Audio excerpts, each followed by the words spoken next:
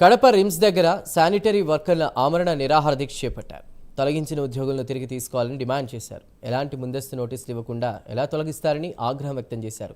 న్యాయం జరగకపోతే ప్రజా ఉద్యమం చేస్తామని శానిటరీ వర్కర్లు స్పష్టం చేస్తున్నారు. మరింత సమాచారాన్ని మా ప్రతినిధి సుధీర్ అందిస్తారు.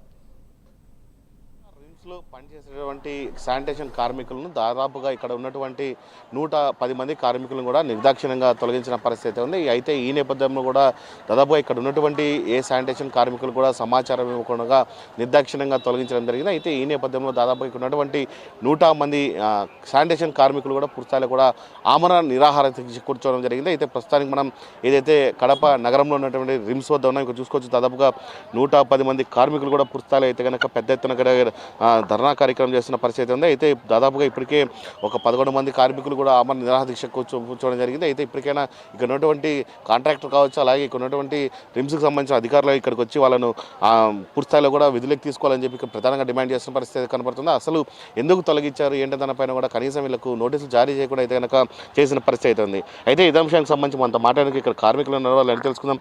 అలా ఏంటి ఉన్నట్టు నిర్దాక్షిణ్యంగా ఇంతమంది కార్మికులు తీసుకోవడానికి గల కారణాలు ఏంటి? అసలు కేవలం ఈ ఉండే కార్మికులను తొలగించేసి వాళ్ళు డబ్బులు తీసుకొని ఇంకో కొత్త కార్మికులు పెట్టుకునే దానికి ఈయన ప్రయత్నం చేస్తూ ఉన్నాడు. రాష్ట్ర వ్యాప్తంగా 3 జోన్లు ఉన్నాయి. 3 జోన్లలో మిగతా 2 జోన్లలో ఇలాంటి పరిస్థితి ఎక్కడా లేదు. కేవలం రాయలసీమ జోన్లో మాత్రమే ఉంది. ఈయనకేం చెప్తున్నాడంటే, తిరుపతి నా చిత్తూరు, నేను చంద్రబాబు నాయుడు వాళ్ళ ఊరు, నా క్లాస్మేట్, నేనేం చేసినా చెల్లుతుంది అనే పద్ధతిలో ఈరోజు 50 సంవత్సరం ఏ నోటిఫికేషన్ ఇచ్చినా కూడా వయో పరిమితి నోటిఫికేషన్ ఇచ్చారు. ఈ సంవత్సరం లోపల అడ్మిషన్ అప్లై చేసుకోవాలి, వాళ్ళకు ఈ జాబ్కి ఎలిజిబుల్ అని చెప్పి ముందు నుంచి పనిచేసే వాళ్ళని తీసేయాలని ఎక్కడా చెప్పలే.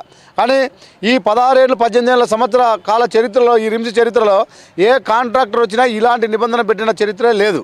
ఈరోజు 3వ రోజు కాదు, 5వ రోజు కాదు, 6వ రోజు కాదు, 7వ రోజు కాదు, కార్మికులు తిరిగి విధుల్లోకి తీసుకునేంత వరకు ఈ మా ఆమరణ నిరాహార దీక్ష కొనసాగుతుందని చెప్పి నేను అధికారులకు కానీ, ప్రభుత్వానికి కానీ, కాంట్రాక్టర్ కానీ తెలియజేస్తా ఉన్నాం.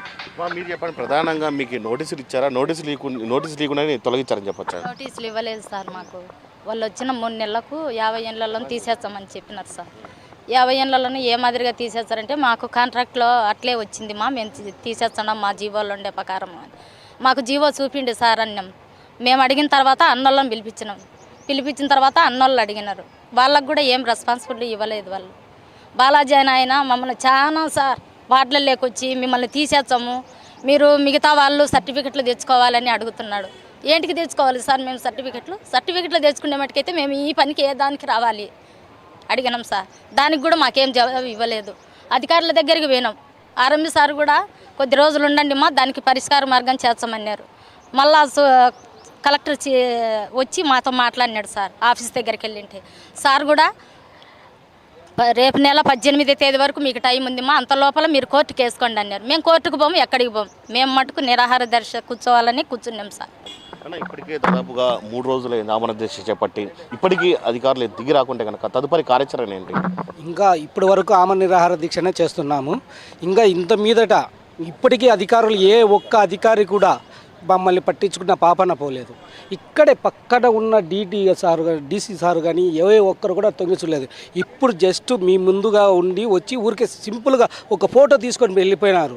అదేలాగున ఈ డాక్టర్లు రాత్రి 3 పడిపోతే వర్కర్లు ఏ ఒక్కరు వచ్చి పాపన పోలేదు. మా నాయకుడు వచ్చి వాళ్ళు ఇట్లా నేను సీరియస్గా గొడవ చేస్తే అప్పుడప్పుడు వచ్చి అందరికీ బీపీ చెకప్ చేసి షుగర్ టెస్ట్ చేసి పోయినారు.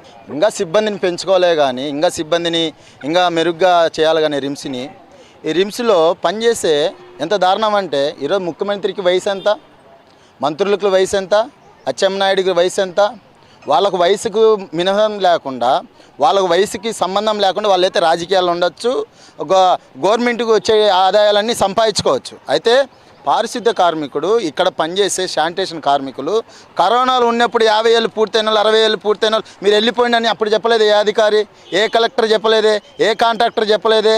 అవన్నీ చెప్పకుండా ఈరోజు దారుణంగా నోటీసు లేదు, ఏమీ లేదు, ఇంటికి పో అంటే ఎట్లా పోతారు?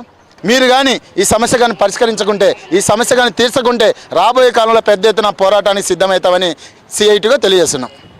ఇది మొత్తంగా చూసుకుంటే కనుక దాదాపుగా ఏదైతే 110 మందికి సంబంధించినటువంటి శానిటేషన్ వర్కర్లను ఇక్కడ తొలగించారో కనీసం వాళ్ళకి ఎటువంటి నోటీసు జారీ చేయకుండా కూడా పూర్తిస్థాయిలో కూడా తొలగించిన పరిస్థితి ఇక్కడ ఉందని చెప్తున్నారు. అయితే రానున్న రోజులు అయితే కనుక దాదాపుగా ఇప్పటికైనా ఇక్కడ ఉన్నటువంటి రిమ్స్ అధికారులు వచ్చి వీళ్ళకు సరైన హామీ ఇస్తే ఓకే, లేకుంటే కనుక పూర్తిస్థాయిలో రానున్న రోజుల్లో కూడా ఒక ఉద్యమాన్ని తీసుకెళ్తామని చెప్పి ఇక్కడ చెప్తున్నటువంటి నాయకులు చెప్తున్న పరిస్థితి ఉంది.